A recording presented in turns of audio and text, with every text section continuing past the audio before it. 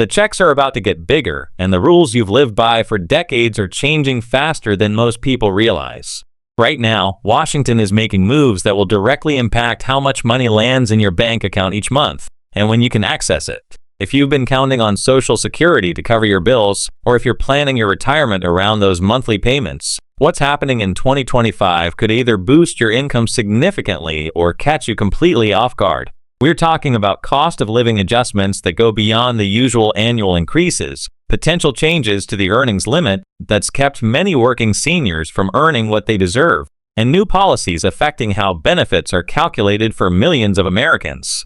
Some of these changes are already locked in, while others are being debated right now in Congress. The difference between knowing these updates and missing them could mean hundreds, even thousands of dollars over the next few years. But here's what the government isn't clearly explaining: how these changes actually work together, who benefits most, and what you need to do right now to maximize your Social Security income before these new rules take full effect. Let's break down exactly what's happening with Social Security right now, because there's a lot of confusion out there, and frankly, the way information gets delivered from Washington makes it harder than it needs to be. The first thing you need to understand is that Social Security isn't just one simple program with one set of rules that never changes. It's actually a complex system that gets adjusted every single year based on economic conditions, and right now we're seeing some of the most significant shifts we've witnessed in over a decade. The cost of living adjustment, which everyone calls COLA, is the annual increase that's supposed to help your benefits keep pace with inflation. For 2025, the Social Security Administration announced a 2.5% increase, which might sound modest compared to the massive 8.7% jump we saw back in 2023 when inflation was running wild. But here's what makes this different and why it matters more than the percentage alone suggests. This increase is landing on top of benefits that are already at historically high levels because of those previous inflation adjustments. So even though 2.5% sounds smaller, the actual dollar amount hitting your account could be more substantial than you think. For someone receiving the average retirement benefit of around $1,800 a month, this translates to an extra $45 every single month, which adds up to over $500 more per year. Now, if you're receiving higher benefits because you waited until 70 to claim or because you had higher lifetime earnings, that 2.5% could mean $70, $80, or even $100 more each month. But the COLA is just the beginning of what's changing. There's another number that doesn't get nearly enough attention, and it's called the earnings limit. This is the amount of money you can earn from working before Social Security starts reducing your benefits if you're collecting early. For 2025, this earnings limit jumped to $23,400 if you're under full retirement age for the entire year. That's a significant increase from the previous year, and it means you can now earn almost $2,000 more without having your benefits touched. Why does this matter so much? Because millions of Americans are still working while collecting Social Security, either because they need the extra income or because they simply want to stay active and engaged. For years, many people felt trapped by this earnings limit, forced to choose between working the hours they wanted and keeping their full Social Security benefit. This higher threshold gives you much more breathing room. Now, if you're reaching full retirement age in 2025, there's an even better number you need to know. The earnings limit for the months before you hit full retirement age jumps all the way up to $62,160. That's a massive amount of earning potential, and once you actually reach full retirement age, the earnings limit disappears completely. You can earn $1 million a year if you want, and Social Security won't reduce your benefit by a single penny. But here's the part that confuses people and causes them to make expensive mistakes. If you go over these earnings limits before reaching full retirement age, Social Security doesn't just take a small penalty. They withhold $1 in benefits for every $2 you earn above the limit if you're under full retirement age all year, and $1 for every $3 over if you're reaching full retirement age during the year. This isn't a permanent loss though, and this is crucial to understand. When you reach full retirement age, Social Security recalculates your benefit to give you credit for those months when benefits were withheld. Your monthly payment goes up to account for it. But in the short term, if you're not aware of these thresholds, you could see your checks temporarily reduced or even stopped, which can create serious cash flow problems if you're not prepared. The other major change that's affecting Social Security in 2025 involves Medicare premiums. And this is where things get really interesting because Medicare and Social Security are deeply connected in ways most people don't fully appreciate. The standard Medicare Part B premium for 2025 is being set at $185 per month for most beneficiaries.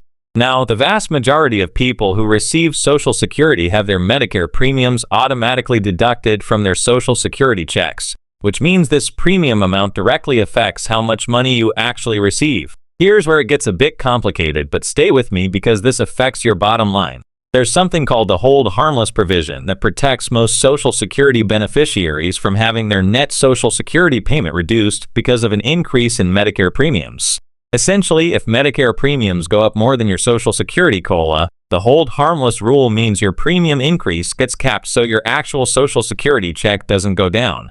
However, this protection doesn't apply to everyone. If you're new to Medicare, if you're a high-income beneficiary paying higher premiums based on your income from 2 years ago, or if you're not yet collecting Social Security, you'll pay the full premium increase regardless. Let's talk about what's happening with the Social Security tax itself, because this affects anyone still working and paying into the system. For 2025, the maximum amount of earnings subject to Social Security tax increased to $176,100. This is up from $168,600 in 2024. What this means is that high earners will pay Social Security taxes on more of their income, which increases the amount going into the Social Security Trust Fund, but also means higher earners will eventually receive higher benefits when they retire because benefits are calculated based on your lifetime earnings. If you're earning above this threshold, you'll notice slightly more being taken out of your paycheck for Social Security taxes. But once you hit that maximum taxable amount, no additional Social Security taxes come out for the rest of the year. The tax rate itself stays the same at 6.2% for employees, which means the maximum annual Social Security tax for 2025 comes out to just under $11,000 if you're earning at or above that maximum taxable wage base. Now, there's been a tremendous amount of discussion and frankly a lot of political back and forth about bigger structural changes to Social Security. Some proposals floating around Congress involve raising the full retirement age gradually over time, which would effectively reduce benefits for future retirees by making them wait longer to receive their full benefit amount. Other proposals focus on changing how benefits are calculated, potentially reducing benefits for higher earners while protecting or even increasing benefits for lower income retirees who depend almost entirely on Social Security. There's also ongoing debate about eliminating or reducing the cap on taxable wages, which would mean high earners pay Social Security taxes on more or even all of their income. These are significant policy discussions that could reshape Social Security for future generations. But here's the reality. None of these major structural changes have been enacted yet for current beneficiaries. The changes we are seeing right now for 2025 are the annual adjustments that happen within the existing framework. What makes this moment particularly significant is that Social Security's trust funds are projected to face depletion within the next decade if Congress doesn't take action. The Old Age and Survivors Insurance Trust Fund, which pays retirement and survivor benefits, is currently projected to be depleted by 2033 according to the latest trustees report. If that happens and Congress does nothing, benefits would need to be cut by roughly 20% across the board to match incoming revenue. That's a frightening prospect for the millions of Americans who depend on Social Security as their primary or sole source of retirement income. The political pressure to address this is building, which is why we are seeing so many proposals and why the debate has become so heated. The challenge is that every solution involves some combination of raising taxes, cutting benefits, or raising the retirement age, and none of these options are popular. For anyone currently receiving benefits or planning to claim in the next few years, the most important thing to understand is that your benefits are protected under current law. There's strong political resistance to making changes that would affect current retirees because that voting bloc is large and politically active. Most reform proposals specifically exempt people who are already retired or very close to retirement age. However, if you're in your 50s or younger, you should absolutely be paying attention to these debates because changes could affect your future benefits. The decisions being made in Washington over the next few years will determine what Social Security looks like when you reach retirement age. One aspect that doesn't get enough attention is spousal and survivor benefits, which are incredibly valuable but often misunderstood. If you're married, you may be eligible for a spousal benefit worth up to 50% of your spouse's full retirement age benefit amount, even if you never worked or didn't earn enough to qualify for benefits based on your own record.